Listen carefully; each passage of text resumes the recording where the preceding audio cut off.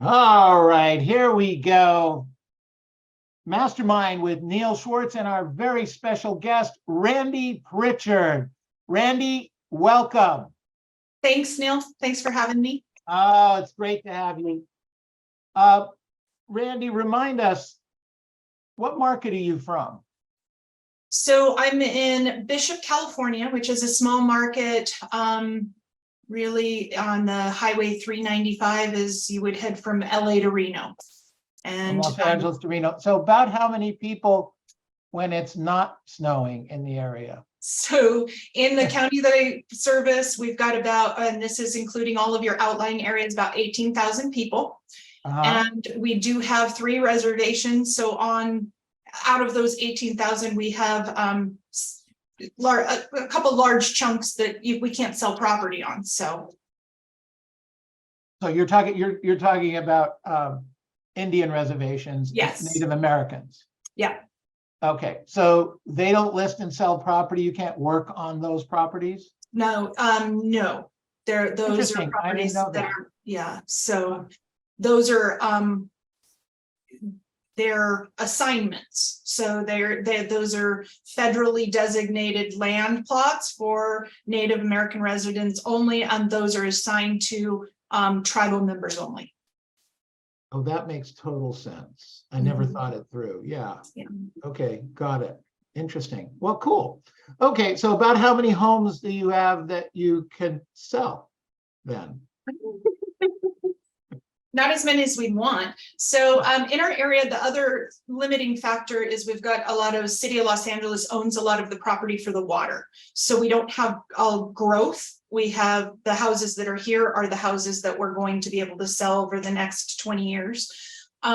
So we have in the market, we have about 300 homes that sell, 300 to 400 homes that sell a year. 300 to 400 that come on the market that transfer on a regular basis. Correct. So anywhere from between, about 500 sides or 600 sides, depending on how many real estate agents. I don't count them. We have 4 great ones, and those are in my office. We probably have. So they don't count. 30 to about 35, 40 agents. Okay, got it. All right. And what's your market share right now?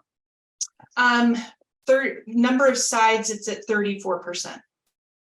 34%. So 30% of 600 is 180 sides. Yep. Is that so? Are you close to that number? Close. Yes. So I have always, for the last 10 years, we've been between 160 to 190 sites each year. So that's consistent. This year, we're going to probably be closer to 160 to 170. Are the total sales down slightly? Yes, due to the lack of inventory this year. Sure. So we already have low inventory, and then to have very low inventory makes it tough to get the numbers in that you need to get in.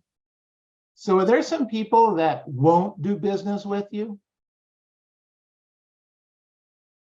I haven't run into anyone that I've heard will not do business with me. Okay. Now, do they not do business with me because it's a small town and they have other connections? Of course. Right. But over the years, I've been doing this now for 25 years here.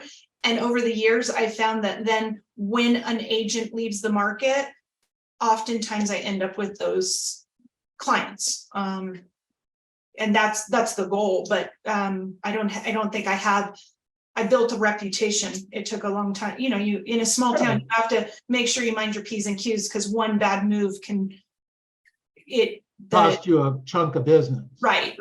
Yeah. If they know how you vote politically, or what your religion is, you could run into a real problem. Right. You have to be pretty vanilla. Everybody likes vanilla. Randi Pritchard vanilla. All right, Randy, so go back into the beginning.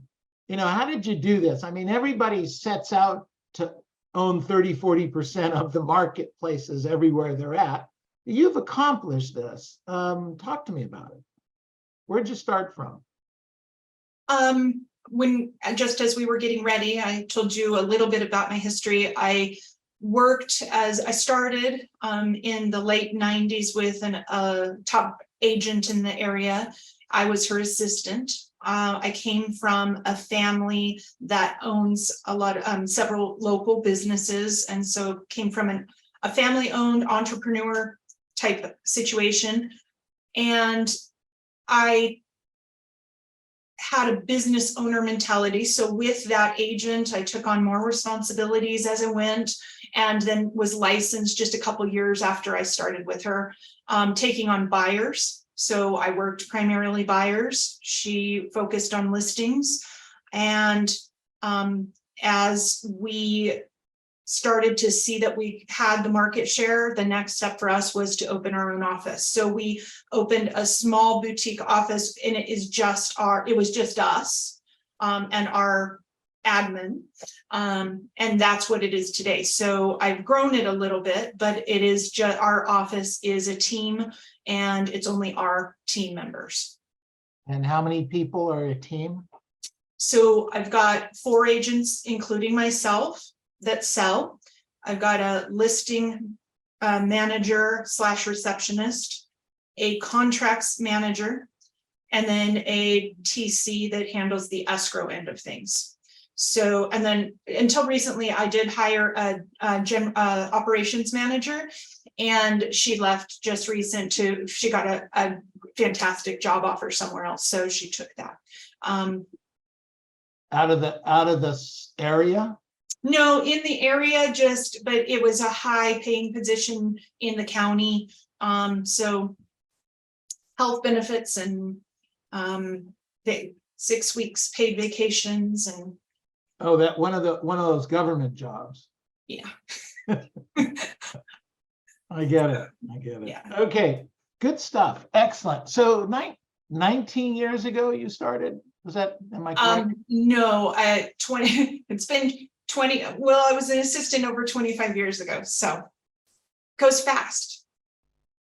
Well, you certainly don't look like you've been in the real estate business 25 years. I sometimes feel like I've been in the real estate business 25 years. How old are the kids? I have a 19-year-old daughter, and she goes to Colorado State. And then I have a 16-year-old son, and he's a junior in high school. They help you in the business at all from time to time? No.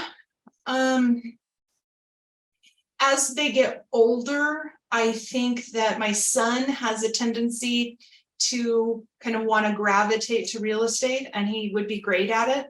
But I was, I was busy, and real estate, they saw that they're children of real estate agents. So they grew up thinking they would never do this because they didn't like their mom gone and the nightly calls at night and those type of things. Sure, I get it. Okay. So when you started in the business, you started as an assistant, you graduated, now it's very interesting. You said you had an owner's mentality. Yes. Okay. That's a really important piece to being a real estate agent, whether you are a broker, owner of an office, or you're running your own team, because it creates difference in the work ethic and what needs to be done, and you take on other responsibilities and you don't wait for other people to do stuff, right? Yeah, I think that definitely comes into play, even when working with clients, when you're out with clients, because your responsibility level, you take ownership of it, rather, because from an owner's perspective versus somebody that's just working for the company, the ownership really is with you. So your drive and work ethic seems to take on that persona, I guess, with even clients. Mm-hmm. Okay. When did you connect up with Mike? So the lady that I actually started the business with was coached by Mike. And so I've always been involved in Mike Ferry from the Oh, beginning. wow. So you don't know anything else? I don't know anything else. Well, that's good and could be bad, but it looks like it's worked out really well for you. What's the, so you're the biggest office/agent in your marketplace. What's the next largest company? Well, there is an actual company that's got similar market share. They were the company we left when we went out on our own. Uh-huh. They have more agents, How but they many? don't, but not the They have the other 30? under 30, between 6 to probably about 6 additional agents and then they have similar market share to us. So they have 10 agents to your 4. Correct. Essentially. Yeah. Okay. And you're doing 30-ish and they're doing 30-ish. Yeah. Good for you. So there's no room for anyone else. There's not even a deal left over, is there? There's always a deal left over. I won't quit until I have 100%. No, 100% is a great goal. I love it. So tell me how you work your market. I mean, because we had talked about this the last time we chatted a little bit, is that, you go to the market, well, you go to the liquor store, you pick up whatever you want, you're kind of working that area. You go to the gas station, you're crisscrossing town all day long. Yes. Right?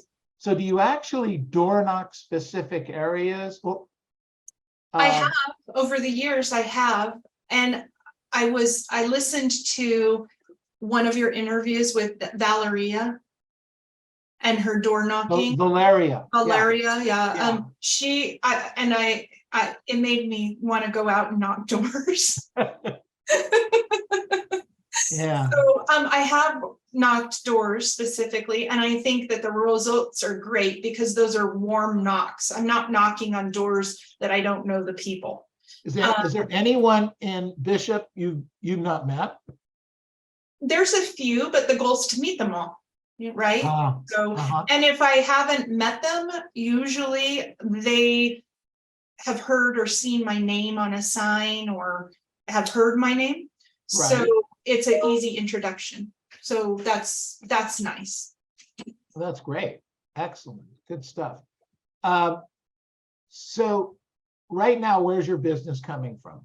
Okay, so you had asked me how I work the market. So my business is pretty top heavy with past clients, but also past client referrals. So I get a lot from my database because there's not necessarily a whole lot of new people. Part of our business is people that live here already moving around, and then we get a few that come into the area.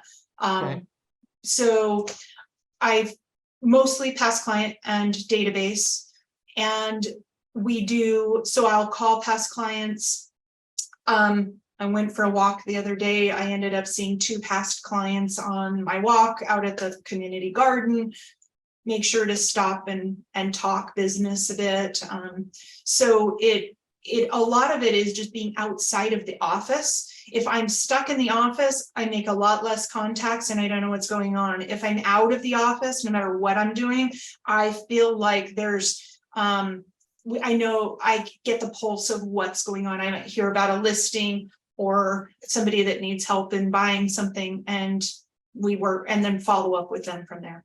You're connecting with the world. Yes. Absolutely. Good stuff. So how do you follow up with your past clients here? Emails, telephone? I mean, some of it is just meeting them on the street while you're walking, of course. So I would like to be a little bit more structured about this, but we do have, so when they list with us, we add them to our weekly market update. That shows them the new listings that have come on the market since they listed, the things that have gone into escrow, and then things that have sold since they've been listed. So any buyer and seller, while they're working with us, they get on that, and they oftentimes stay on that list forever. So we have a weekly market update that we are in. We do send an email on special occasions. We'll do an email from the office, either with a market update or Happy Labor Day. And then we call. So then, so we will call after closing, about a week after closing. How are they settling in, or did they make it to their destination? Do they know of anyone else who's looking to buy or sell? And then we continue that on, and not always in an organized manner, but we do continue to call our clients. Okay, good, excellent. Are you picking up any referral business that's going, like, did anybody from your area move to Tennessee or, Kentucky, or those flyover state kind of things? Yes, so I do refer, we've referred out Tennessee, Idaho, Arizona. Those have been kind of the states lately that we've seen, especially after COVID. And then I do have people that maybe are selling in Southern California. So sometimes a listing, I can refer a listing. That's how I met Josie one time. We worked together on a referral at one point.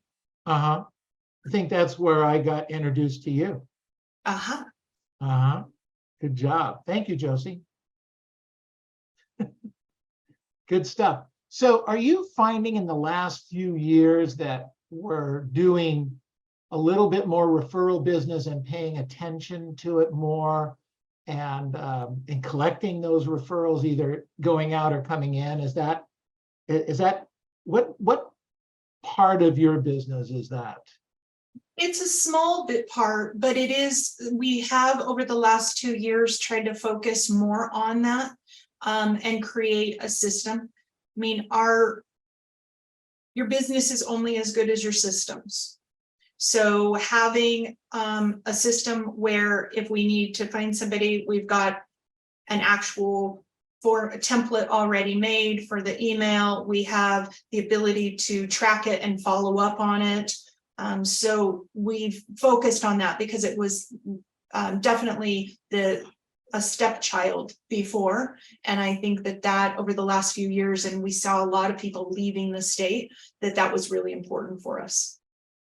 I'm listening to you right now, and I'm thinking, and I do have, I think, an answer to this, but at 30-40% of the business in your market, 180 to 200 deals,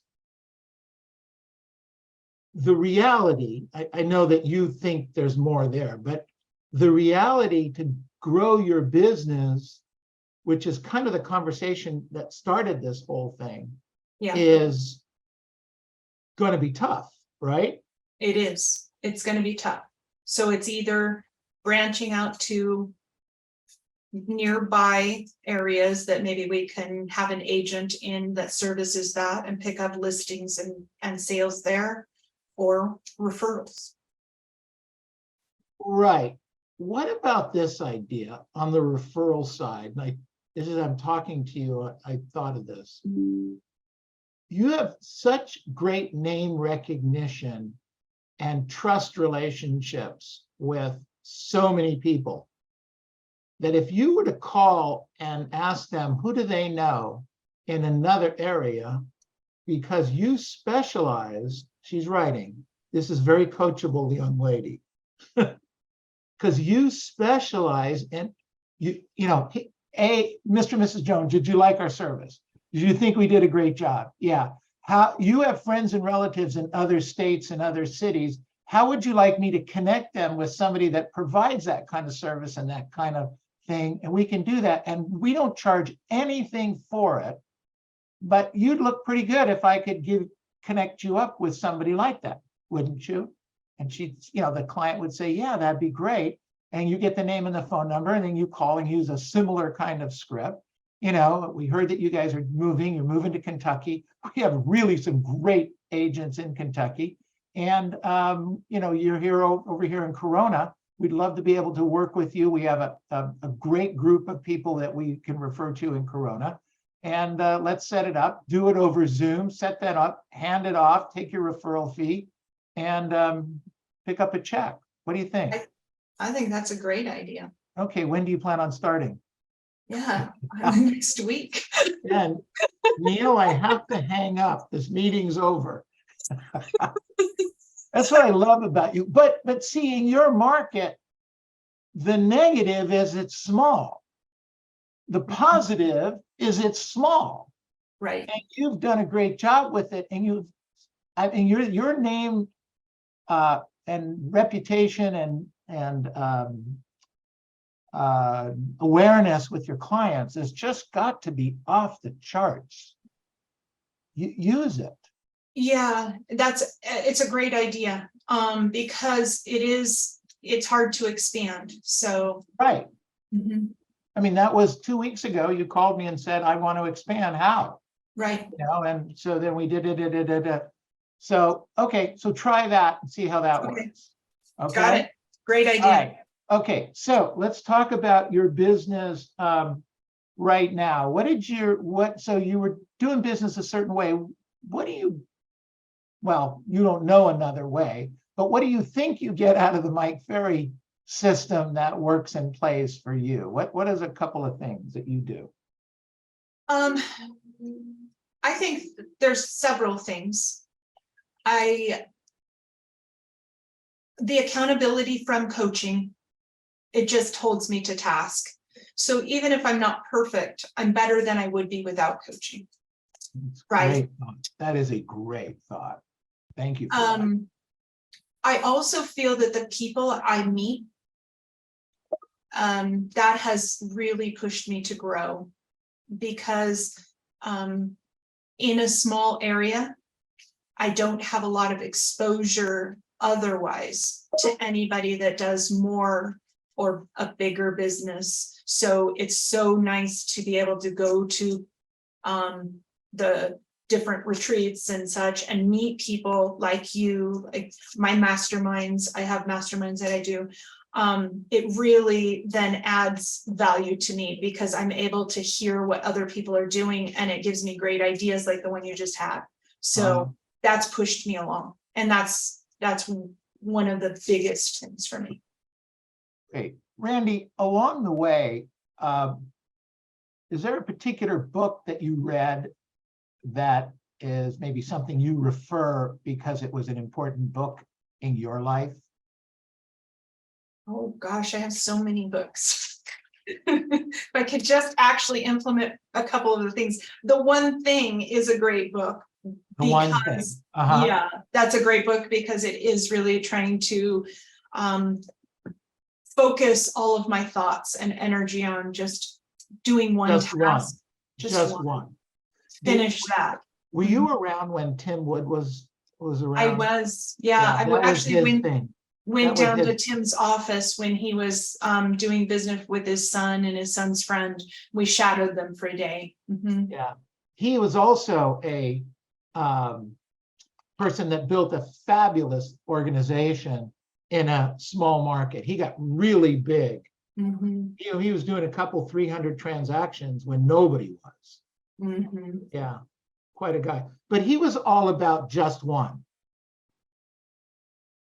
Yeah, that's it. It makes you, when you have all of these thoughts, we can have so many thoughts, but we never take action because we're spread so all over the place. Yeah. So focusing in on just doing one thing, it's like focusing on taking listings. We could focus on all the numbers, but if we only focus on the listings, everything else falls into place. Exactly. Forget about everything else. Right. That's exactly correct. Good. Smart. Excellent. Okay. So let's open it up a little bit for some questions today. Do you mind? Okay, Randi Pritchard, questions for Randi. Let's break loose here. Raise your hand or just jump in. Bishop, California, to get bigger, get smaller. Hello. I'll say something. Hey, thanks for being with us today. Such a treat. First, What are you saying to your clients to help move them forward to make that move as we enter this new market of just, higher rates and everything else? What type of verbiage with your clients, personal clients? yeah, so I just had this conversation with my mastermind today, and I think it's making sure to change our mindset as agents going in. We want to be prepared. We want to have our listing presentation prepared, but instead of with the mentality that I'm going to go in there and I'm going to get them at my price and I'm going to have them do what I say and I'm worried about that. Be prepared, but go in with the intent of really hearing and helping them with their motivation and why they want to do something. So I think that it then having the dialogue with them about really and truly their motivation and why they want to either sell or buy in this market, and then we can help them move forward from there. Very good. Great question, Karen. Thank you. Good answer, Randy. Randy, Thanks. do you use a pre-listing package? I'm working on that with Ramona, my coach, right now, because I have not been using my pre-listing package Really? For a long time? for a long time. Is it because you know everybody and they know you? I think it's just a self-limiting belief that you get stuck in doing things just one way. And so again, I think creating a system for the delivery of it, whether it be by email or by person, it's the lack of the system there. Okay, good stuff. Call me. I'll share with you why you'll never not send one again. Great, I will. Okay, good. Okay, other questions for Randy? Other questions for Randy? Let's go, jump in. Raise your hand or ask a question. I've got another. Okay. Okay. So what are you doing weekly with your clients that you touching them like or calling them or updating them on price adjustments as they might be needed? So we're seeing the market shift a little bit on holding the inventory longer. We have a process where we do call them all the sellers every Thursday. And we have, we're reporting in on showings. So the first call is actually, hello, or, we're up and rolling on your listing. We're going to be going through the file and looking for any documents that might be missing. In the meantime, here's your flyer. Here's the MLS printout. Then the next call is, okay, congratulations, we've had XYZ showings. Here's the feedback that we received. And then the next call is, okay, we're a little based on the activity of last week. We should have maybe seen some offers come through. I am a little concerned about this. And let me tell you what that means. And usually we've talked about that at the listing appointment about where we're staging the pricing. So we go into the rule of the 5% off the mark on pricing or the 10% off the mark. So we'll say, as we discussed, we're seeing some activity, but that means that we're probably 5% off of where we need to be. I would recommend that we do that now, sooner rather than later. And that sets a tone. So most of the time, because you've already had that conversation at the listing appointment and you staged it to the credibility that when you get to that point, they realize, oh, something's not quite right here and we should adjust. So. Thank you. Thanks. Excellent. Good. Other questions for Randy? I do. So hi, Randy. Hi, Josie. So you live in a town where it gets really cold. Yes. Yeah. And to me, when it's cold and dark outside, it's harder to get going in the morning. So what's your morning schedule? So the weather's changing, so I have to get kind of readjusted. But I wake up at 5:30. I read 10 pages of a book. I go for a walk, 2.5 miles. I meditate, and then I get ready for the office. So when I get to the office, I've done all of the kind of self-care things that are important so that I don't have to worry about, my day can take on the shape of whatever it's going to do, but I already took care of those important things, at least self-care wise, from the beginning. And my day's so much better when I do that every day. Sounds good. Does your husband walk with you or do any of that? So yes, we a year ago, we did it's the hard 75, where it's a program where it's basically for discipline, and you have some rules you have to follow without deviation. And he did that with me, and it started us on that a more similar routine, which was great, because it's hard when your spouse or the household isn't on a similar routine, because you're out to do it by yourself. I'm afraid to ask what hard 75 means. Well, it's a program where it's an accountability with yourself, and you have to exercise 2 times a day for 45 minutes apiece. One has to be outside. You have to drink a gallon of water every day. You have to pick a diet, anything, and stick to it. So if that was no sugar or whatever, keto, whatever you decided. And then you have to take a picture of yourself every day, a progress picture, and then also read 10 pages of a book. And Neil, if you miss one day, it resets. Yeah, you reset. So I've done it twice. And that's where those habits really start to get ingrained, I think. It's like a Navy SEAL program or a Marine program, something like that. Wow.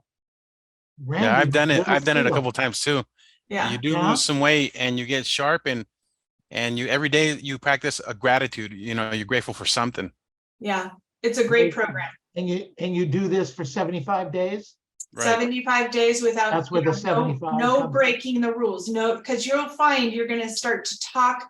It's like prospecting, right? If we all did that for prospecting, but you start to talk yourself out of it and negotiate with yourself, but there's no negotiating. It is what it is. Mm-hmm. Wow, fantastic. Good stuff. All right, good. Thank you for that.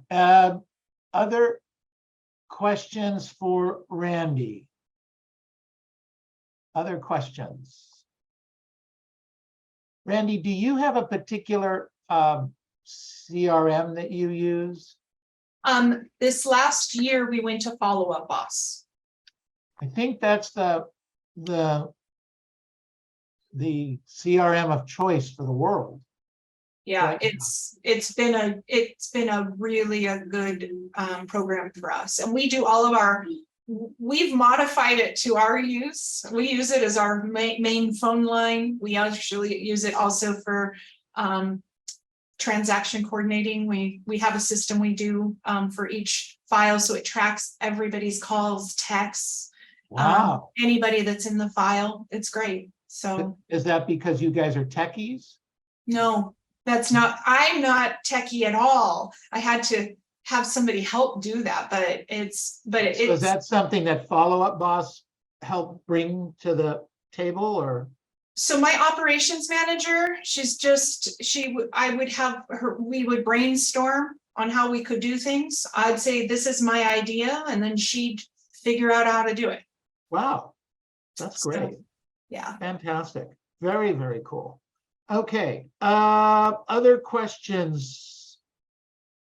Other questions? Neil, I have a question for you, for Randy. Sure. Randy, you mentioned that most of your business coming from past clients referral, and also you made a nice statement, your business is good as your system. So Randy, what systems you have especially doing for past clients to generate a lot of referrals for you?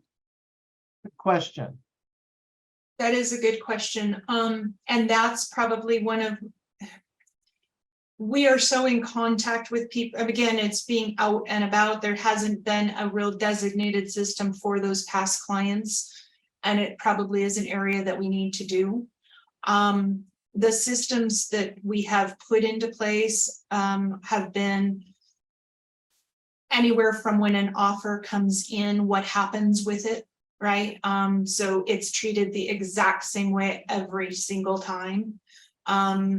What happens when we get an accepted contract? It is treated the exact same way every single time. So we have certain systems, and then through follow-up off email templates, things like that, that we send out every time that those, it's really just helped with our customer service. So with then good customer service is how we get the past client referrals and the past client repeat business, because we just try to make sure that they know whenever they're going to come to us, it's a smooth process.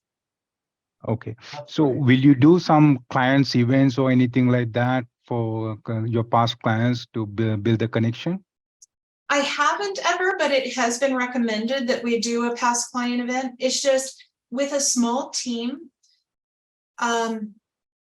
we're so busy that who's going to plan that, and then making that happen gets to be a little overwhelming. So I know that there's a lot of agents that do past client type events, but we just try to make sure, like we just did a trunk or treat. So our community held a little event for Halloween where the kids go trick-or-treating at the fairgrounds. We did a booth and we dressed up and handed out candy, and we see a whole sector of past clients there with their kids in a family kind of situation. So we don't have to then sponsor that event. We just go to it. So the cost isn't on us. We just make sure we're participating in things like that. Thank you, Randy. No, that's a great question. Thank you. When I was sitting and listening about when so busy, and I know a number of our agents are doing 20, 25, 30 transactions. We have some clearly that do more, but your team is averaging 40, 45 transactions a person, right? 50. Correct. On the verge of 50 transactions a person. Now, I understand you have support people underneath them, but your real estate agents, that's a lot of business. I mean, do you take on the lion's share of that? I have the lion's share of it, yes, but my agents, so I have one agent, Jose Franco. He's been with me for about 8 years. He's really kind of come into his own. So he does about between 50 and 60. I have another one that does around that 30 to 40. And then another one that's just kind of an up and coming. She's just starting. So it's taking her a minute. But as we develop and grow, they do start to take on more. They're busy. They're trying to lead generate they're competitive with me. So are they generating just listed, just sold? Are they calling into the past client sphere base? How's that working? Just listed, just sold. But again, then that taps into our past clients, because when you're calling a street, we've got a large number of past clients on the street. So they'll say, we work with Randi Pritchard. We know you worked with, and we're just calling to let you know this property just listed. Who do you know that might be interested in buying or selling in your area? So they do more just listed, just solds than I do. Got it. Tell me, oh man, sorry.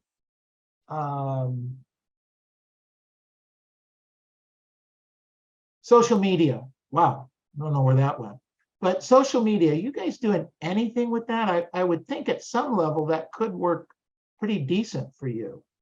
So we do have an Instagram, and we do a little bit on Facebook. And so we don't, it does, it definitely helps with exposure. Right. So yeah, we do some of that, and we post a couple of times a day on social media, and are consistent about it. We don't post on weekends. I have somebody that does that. We will feed him, like the fellow that posts, he will feed him content if we have an event that we did, or a team. We do breakfast for birthdays. We'll send him in, things on pictures from our team and trainings that we might do, things like that. Got it. Perfect. Excellent. Okay, unmute yourselves, please. Unmute yourselves.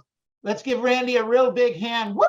All right. Good job. Good job. Thank good you, guys. job. Thank you. Thank you. Thank you. Thank you. Randy, one of the things that we do now is kind of go around the room and ask the agents, what did they learn? What did they get out of this call? I understand if you have a hard stop right now and have to leave and get back to business, I get it. But if you can hang around, that'd be great too. I can hang around for a few minutes. Yep. Okay, perfect. All right, good job. Excellent work. Excellent work. Thank you and congratulations for all that you do. And then Okay, what did we learn today? What did you learn today? What did you learn? Who's going first? Come on, somebody's talking.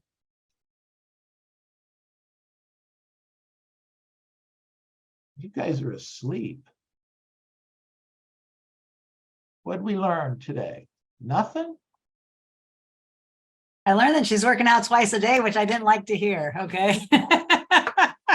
But great job. Thank you for sharing. I'm not doing that right now, Karen. 40. You got to strategically plan that out for 75 days in the new year. Yeah, that was interesting. So let me ask you a question. You said one of them had to be outside. Does that mean that both of them can be outside? Yes, Okay, both can be, but they have to be separate. Not like you can't do an hour and a half yeah, or you something couldn't like do that. right. And Got it. so when we first did it, we started it on December 3rd. So that was a poor time to do that because you have to work out outside in the middle of winter, and it's cold. Yeah. Yeah, it's pretty cold up there. Are you close to Mammoth? Is that what? Yes. Yeah. Yeah, big ski area up there. Mhm. Got it. Okay, so one of the things I got was what you said about coaching. I'm better with coaching than I would be without it. Did I get that right? Mhm. Absolutely. I think we all forget that. I find out every day, Randy, that our ego is not our amigo. And as much as I want to do something else with it, we really screw ourselves up with our ego, don't we? Absolutely. All right. What else did we learn today? Anybody else want to jump in there? Nobody's got something? Sandy says, thank you. Good stuff. Let me see. Oh, hold on. I've got something over here. Or Jorge, love the fact that you're doing 75 hard. Good stuff. Okay. Unmute yourselves. Let's give Randy a fabulous is Randy hand. on? Woo! All right. Thank you. Thank Thanks, you. Good guys. job. Good job. Randy, thank you so Thank much. you. And then call me if you have any follow-up stuff on the things we talked about. For your Will business. do. Thank All you right. so much. I All right. appreciate Looking it. forward to seeing you. Hopefully San Diego. Yes, I'll be All there. right. All right. We'll see you then. Thank you. All right, everybody. Thank you. Thank you. Thank you. Good work. Good job. Okay. Why didn't you guys want to talk when she was on the phone?